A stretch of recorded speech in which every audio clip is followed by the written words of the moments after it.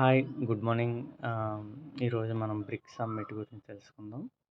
రీసెంట్‌గా జరిగిన ఈ బ్రిక్స్ సమ్మిట్‌లో మీద మనకి చాలా ప్రశ్నలనేవి ఇవ్వడం జరుగుతుంది కాంపిటేటివ్ ఎగ్జామ్స్‌లో. వాటి గురించి తెలుసుకుందాం. అయితే ఈ బ్రిక్స్ సమ్మిట్‌లో టోటల్ 5 కంట్రీస్ అనేవి ఉంటాయి. Permanent countries. ఇది బ్రెజిల్‌లో జరిగింది. రియో డి జెనీరోలో. ఈ బ్రిక్స్ సమ్మిట్ అనేది 17th బ్రిక్స్ సమ్మిట్. ఇది జూలై 6 నుంచి 7 తారీఖు మధ్యలో జరిగింది ఈ నెల.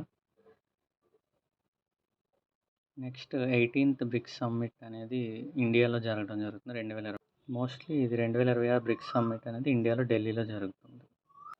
ఈ బ్రిక్స్ సమ్మిట్లో మెయిన్గా డిస్కస్ చేయవలసిన పాయింట్స్ ఏంటంటే climate finance, green innovation, example hydrogen, clean energy, digital inclusion and startups via the BRICS knowledge hub.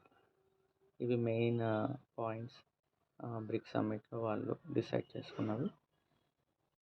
టోటల్గా బ్రిక్స్ సమ్మిట్లో 11 ఫుల్ మెంబర్స్గా 11 కంట్రీస్ అనేవి ఉన్నాయి. అందులో 5 కంట్రీస్ మాత్రమే పర్మనెంట్గా ఉన్నాయి. Brazil, Russia, India, China, South Africa.